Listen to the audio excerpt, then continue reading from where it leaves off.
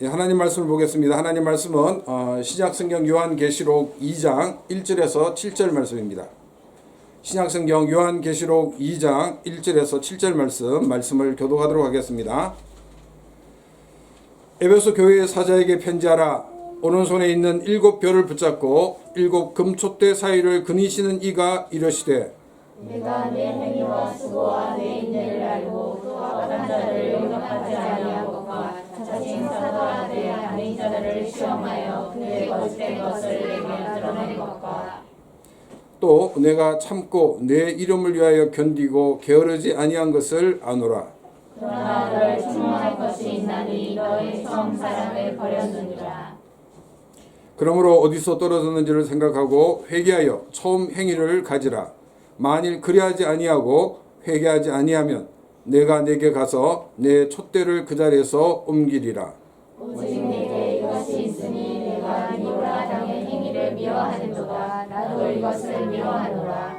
같이 읽겠습니다. 귀 있는 자는 성령이 교회들에게 하시는 말씀을 들을지어다. 이기는 그에게는 내가 하나님의 낙원에 있는 생명나무의 열매를 주어 먹게 하리라. 아멘. 어떤 할머니 한 분이 늦게 예수를 믿었습니다.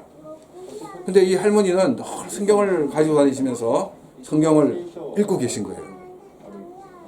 근데 이제 이 목사님이 이 할머니가 성경을 어디 읽는가 이렇게 보니까 구약에 사람 이름이 나와 있는 그 부분을 읽고 계신 거예요.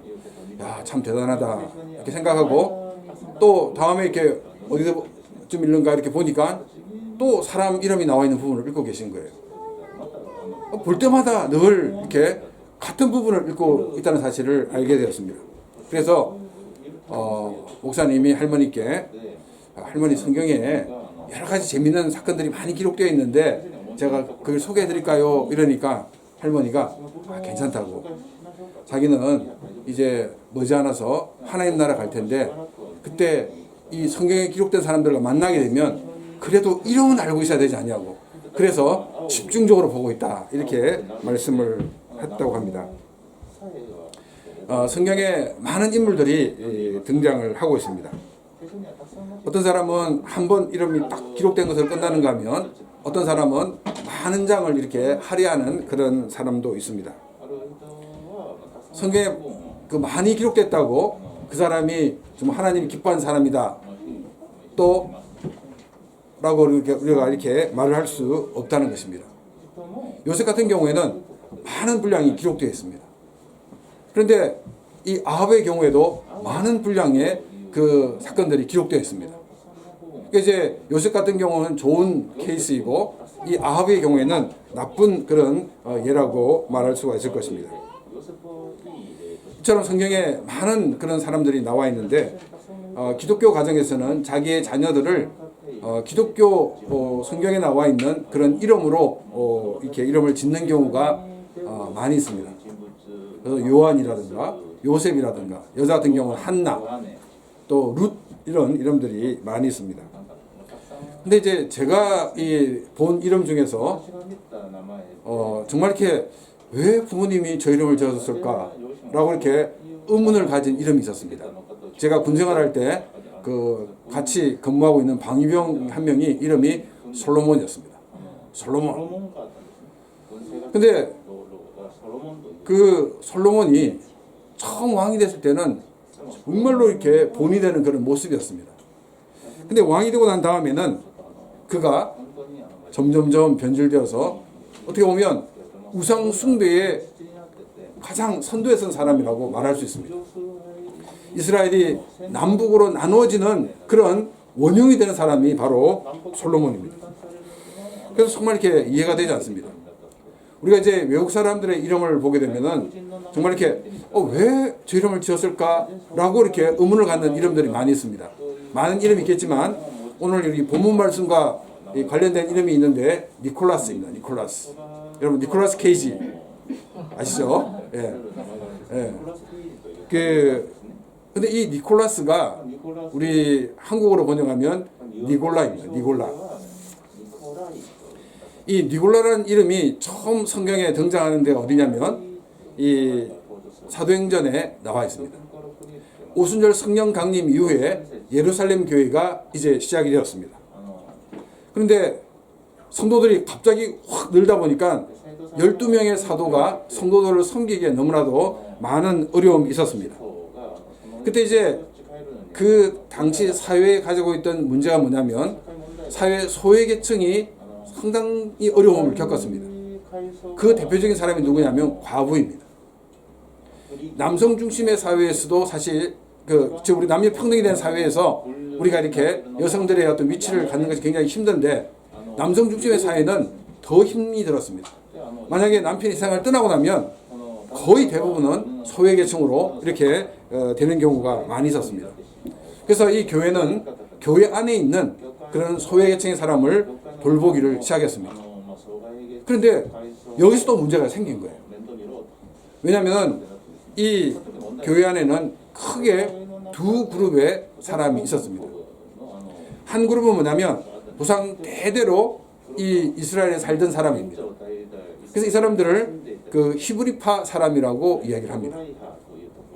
또 한 부류는 뭐냐면 그 아시리아와 바벨론에 의해서 포로로 흩어져 버린 그런 디아스포라였는데 이 사람들이 이제 그 조상 때 이스라엘로 돌아와 가지고 이스라엘 공동체에 들어온 사람들입니다.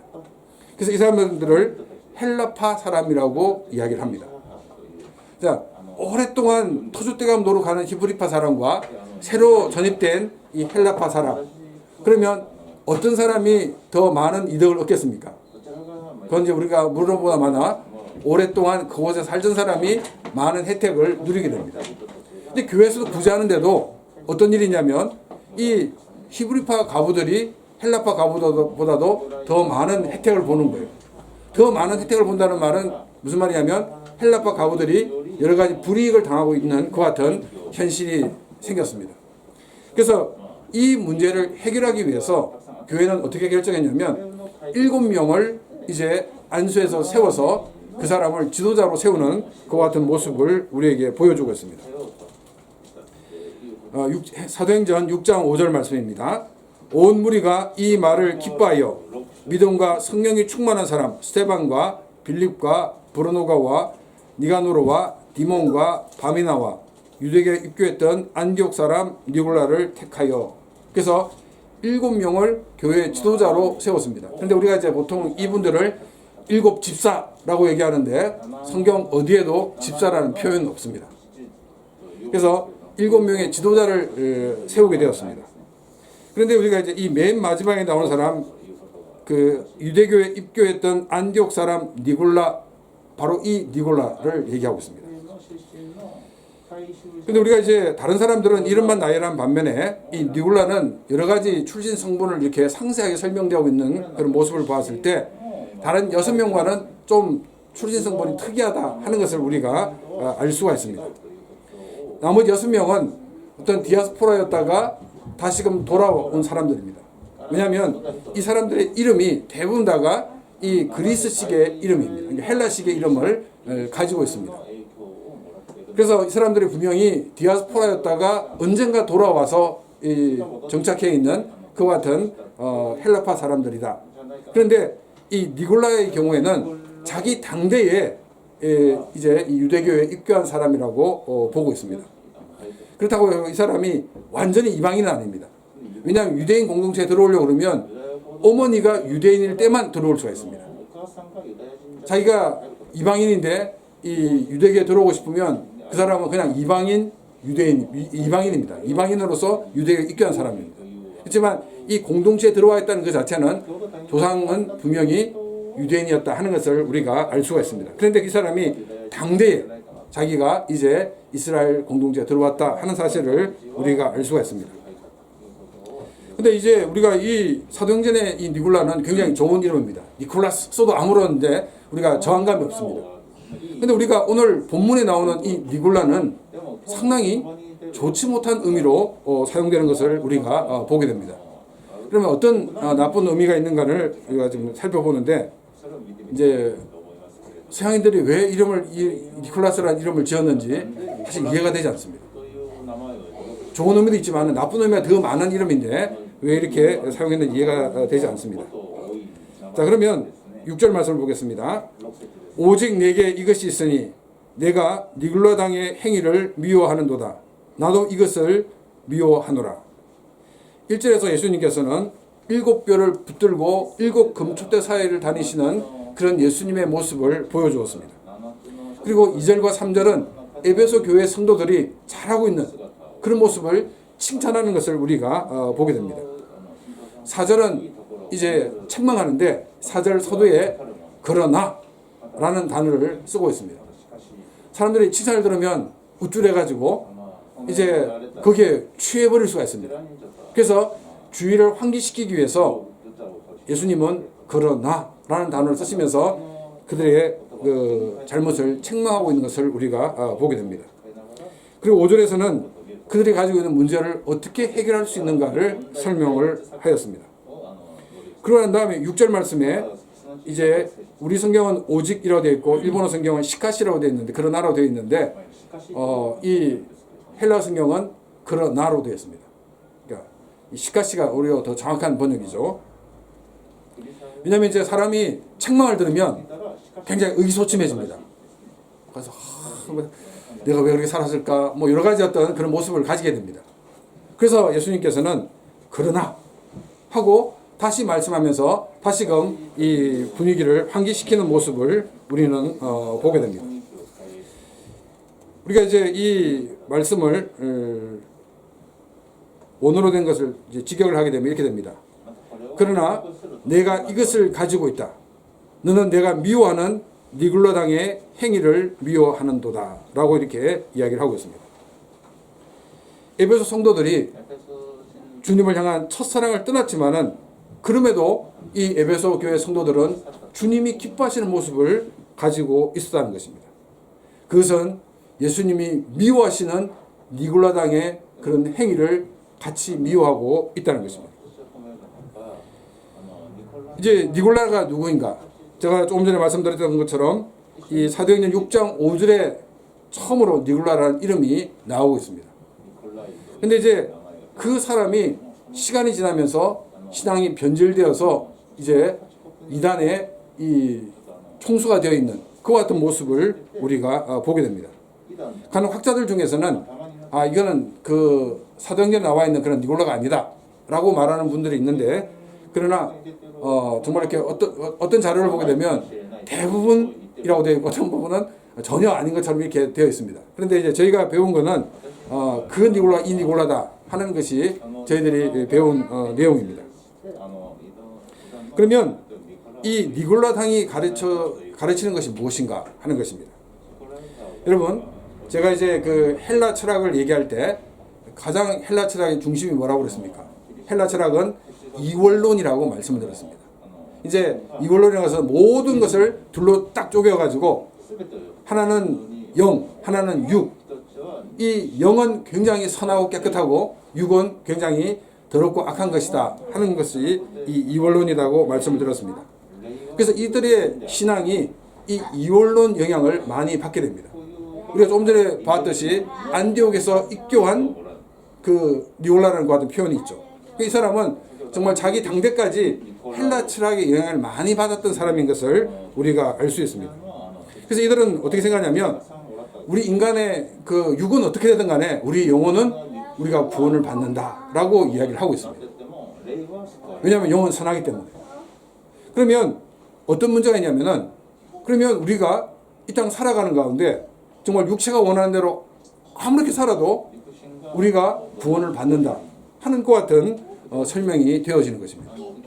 한국에 보면 이 구원파라는 이단이 있는데 이 구원파의 이론과 굉장히 흡사한 것을 우리가 보게 됩니다. 그러니까 이제 이단의 역사도 보게 되면 자기들은 아주 새로운 것을 만든 것처럼 보이지만 실제로 보면 사실 이단들도 그 내용이 돌고 도는 것을 우리가 볼 수가 있습니다. 그들은 신앙과 삶을 분리시켰습니다. 그냥 믿음만 있으면 되지 뭐 이렇게 삶이 중요한 건 아니다. 이런 신앙과 삶을 분리하는 것 같은 모습이 바로 이 니굴라당의 모습이다라고 말할 수가 있을 것입니다.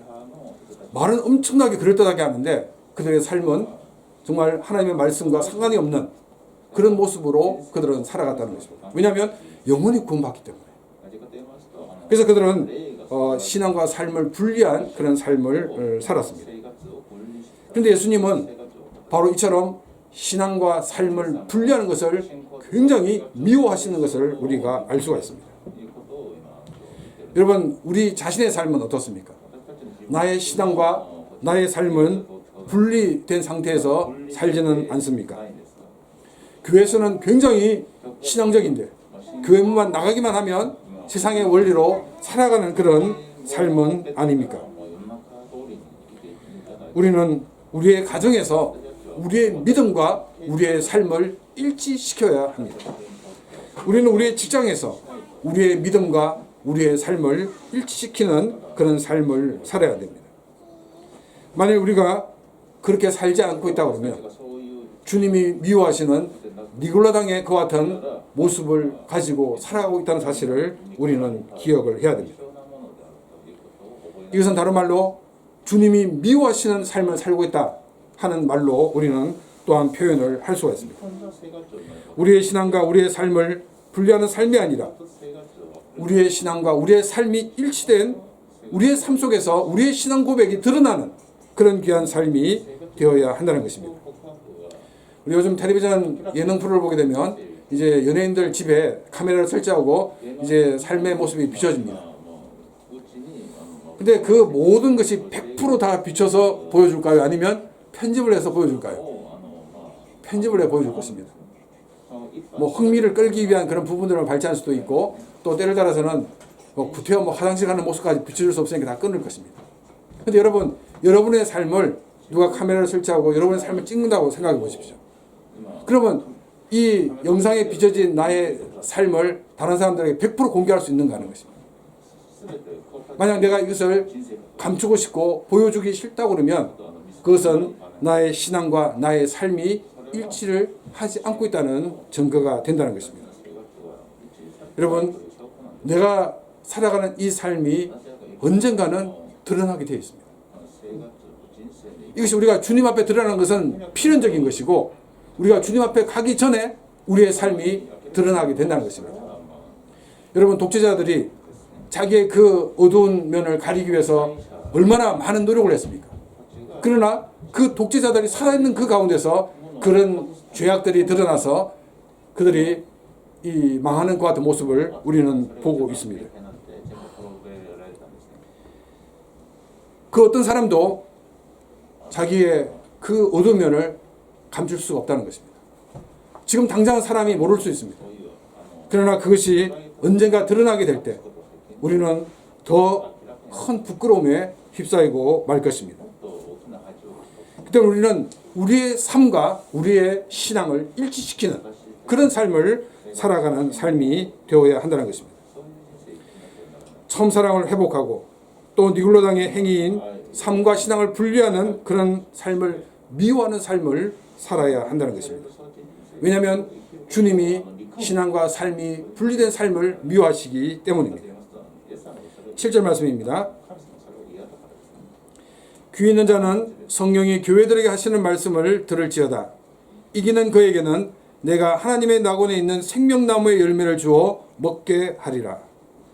귀 있는 자는 성령이 교회들에게 하시는 말씀을 들을지어다 라고 말씀하고 있는데 이 말씀의 뜻은 무엇이겠습니까? 설교를 이렇게 교회에서 하게 될 때 100명의 성도가 있습니다. 그러면 이 100명의 성도들에게 설교가 끝나고 난 다음에 물어봅니다. 오늘 목사님 설교가 어떤 내용이었습니까? 그러면 비슷비슷한 것 같은데 목사님이 설교할 때 정말 이렇게 포인트를 가지고 설교했던 그 내용하고는 좀 이렇게 빗나가 있는 경우가 굉장히 많이 있습니다. 그러니까 자기의 관점에서 그 설교를 받아들이게 된다는 것입니다. 많은 사람들이 내가 나의 입장에서 저 설교는 괜찮은 것 같아. 그리고 자기의 주장을 이렇게 오히려 정당하게 주장할 수 있는 아주 좋은 자료가 될 것 같아 하면 받아들입니다. 나하고 좀 안 맞는 것 같아. 이러면 우리가 그것을 거부해버리고 있다는 것입니다. 하나님의 말씀을 들으면서 자신의 철학과 자신의 이론 또 자신의 논리를 가지고 그것을 받아들이고 그러는 것은 그것은 하나님의 말씀을 듣지 않는 것 같은 모습이라는 것입니다. 이 개신교 안에서는 좀 이렇게 보수주의자들 중에서 이 천주교에 대해서 이단이라고 이렇게 극단적으로 말하는 분들이 많이 있습니다. 또 왜 이단인가 이렇게 설명하면서 십계명에 보면 제2계명, 우리 개신교에서 가지고 있는 우리 성경에 기록된 제2계명이 천주교에는 없다는 것입니다. 그러면서 이 십계명을 10번째 계명을 둘로 나눠 가지고 십계명을 만들었다 이렇게 이야기를 들었습니다. 제가 이제 군 생활을 하면서 천주교 군종병하고 같이 생활을 했습니다. 우리는 이제 신학을 공부하는 분들을 전도사님이라고 하는데 이 천주교에서는 뭐라고 얘기하냐면 학사님이라고 합니다. 학사님. 근데 이제 그 책구지에 보니까 이제 카톨릭 출판사에서 나온 십계명 주회라는 것 같은 책이 꽂혀 있는 거예요. 그래서 제가 그 천주교 군종병에 얘기를 하고 그 책을 이제 읽어봤습니다. 제가 맨 처음 읽었던 대목이 어디겠습니까? 이계명을 찾아봤습니다. 이계명을 찾아보니까 우리가 똑같은 거예요. 우상을 만들지 말고 절하지 말라 이렇게 되어 있는 거예요. 그래서 제가 그것을 계속 읽는 가운데 더 제가 놀란 것은 뭐냐면 우리가 전혀 생각하지 못했던 그 면을 지적하고 있는 것이었습니다. 보통 우리는 어떻게 얘기하냐면 우리는 우상을 만들지 않았습니다. 또 우리는 물질이 우리의 우상이 아닙니다. 좀 이제 약간 물질적이 아닌 명예. 그렇죠. 명예란 그 자체도 결국 우리 눈에 보여지는 것은 물질적인 것으로 표현됩니다. 그래서 우리는 어떻게 보면 물질적인 것이 우상이 되지 않으면 오케이, 문제가 없다 이렇게 생각을 합니다. 근데 그 책을 읽으면서 그 책은 뭐라고 얘기하고 있냐면 우리 눈에 보이지 않는 그 우상을 우리는 만들지 말아야 된다. 우리의 개인의 어떤 철학, 개인의 이데올로기, 자신이 가지고 있는 어떤 이념이나 비전, 이 모든 것들이 우상이 될 수가 있다는 것입니다. 저는 그 말씀을 읽으면서 이제까지는 이걸 생각하지 못했는데 눈에 보이는 물질적인 것만 우상이라 생각했는데 정말 우리가 형이상학인 것도 우리의 우상이 될 수 있다는 사실을 알게 되었습니다. 우리 집에는 마리아상이 없습니다. 우리 집에는 이 베드로상이나 혹은 성자상이 없습니다. 그것으로 우리는 만족해서 안 된다는 것입니다. 정말 어떻게 보면 교회가 가지고 있는 전체적인 어떤 이념이 있을 수 있습니다. 그 이념이 우상이 될 수가 있습니다. 또 우리는 개인적으로 나는 묵주를 돌리지 않습니다. 그렇지만 우리의 속에서 정말 우리 자신의 어떤 이념이, 우리의 사상이 우상이 되어 있을 수가 있다는 것입니다. 우리는 이 우상을 버려야 됩니다. 여러분, 이스라엘 백성들이 우상을 섬긴 것은 하나님의 말씀이 없었기 때문에 우상을 섬겼을까요? 하나님께서는 그 시대마다 선지자를 세우셔서 하나님의 말씀을 전하셨습니다. 그런데 그 말씀을 듣는 이스라엘 백성들은 자기에게 이익이 된다 그러면 그 말씀을 받아들이지만 자기에게 이익이 되지 않다 그러면 심지어 선지자를 죽이기까지 하였다는 것입니다. 자기들이 봤을 때 이 우상을 따르는 것이 더 많은 복을 누리고 더 잘 수 있는 길이라고 그들은 생각했기 때문에 그들은 우상을 선택하고 하나님 말씀을 듣지 않았다는 것입니다. 우리의 길을 막는 것은 다른 것이 아니라 우리 속에 견고하게 세워져 있는 그 우상들입니다. 우리의 사상이, 우리의 철학이, 우리의 비전이 바로 우상이 되어서 하나님의 말씀을 받아들이지 않고 있다는 것입니다. 우리는 이 우상을 버려야 됩니다. 이 우상을 깨뜨려야 됩니다. 만약 우리가 이 우상을 깨뜨리지 않으면 우리는 계속해서 하나님의 말씀을 왜곡하여 듣고 그 하나님의 말씀을 우리가 부인해버리는 그와 같은 삶을 살 수밖에 없다는 것입니다. 우상 숭배에 빠져있는 이스라엘 백성들을 하나님은 어떻게 하셨습니까? 아시리아를 보내셔서 이 이스라엘 백성들을 세계 각국으로 흩으셨습니다. 그러면 이것을 본 남유다는 정신을 차리고 하나님 말씀을 붙들어야 되는데 그들은 여전히 우상 숭배에 빠졌던 것입니다. 그래서 하나님은 이 남유다는 바벨론에 의해서 흩어졌습니다. 이 이스라엘 백성들이 세계로 흩어져서 정말 고생하는 가운데 그들은 그제서야 알았습니다. 하나님의 백성은 하나님의 말씀으로 돌아와야 되는 사실을 그들은 알게 되었습니다. 그제서야 그들은 우상을 버리고 하나님의 말씀을 붙들게 되었습니다. 그들이 하나님의 말씀을 붙들게 되었을 때 하나님은 이스라엘 백성들을 다시금 예루살렘으로 돌아오게 하시는 제2의 출애굽이 있게 하셨던 것입니다. 내 자신이 가지고 있는 생각, 내 자신이 가지고 있는 철학, 내 자신이 가지고 있는 이상, 내 자신이 가지고 있는 그런 비전 때문에 우리는 하나님의 말씀을 듣지 못하는 삶이 되어서는 안 될 것입니다.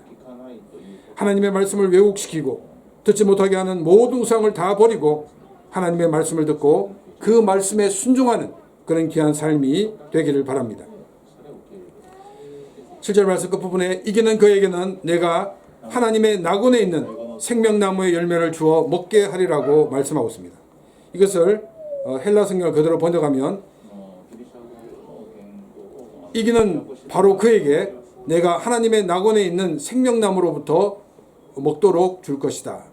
이제 우리 성경이나 일본어 성경은 생명나무의 열매라고 이렇게 표현되어 있는데 이 원어 성경에는 열매라는 말이 없습니다. 물론 이 생명나무로부터 먹을 것을 뭐 나무 껍질을 주는 건 아니겠죠. 열매를 주는 표현인데 원어에는 없습니다. 그런데 이 이기는 이하의 이 말씀 가운데 가장 중요한 초점은 뭐냐면 바로 그에게입니다. 그래서 이 바로 그에게를 굉장히 강조하고 있습니다. 그러면 바로 그가 누구입니까? 바로 이기는 사람이라는 것입니다. 이기는 바로 그에게라고 성경은 이야기를 하고 있습니다.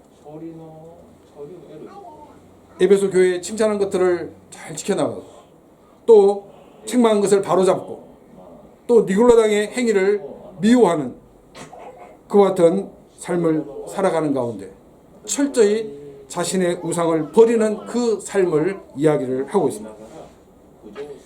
우리가 이기는 자가 되지 못하는 것은 바로 우리의 기가 없기 때문이 아닙니다. 우리는 끊임없이 하나님의 말씀을 듣고도 하나님의 말씀을 우리가 선택하지 못하는 것 때문에 우리는 이기는 자가 되고 있지 못하다는 것입니다. 우리가 처음 사랑도 회복하지 못하는 이유가 바로 이 때문입니다. 우리가 크리스찬다운 삶을 살지 못하는 것도 바로 이 때문입니다. 우리는 들을 귀를 가져야 됩니다.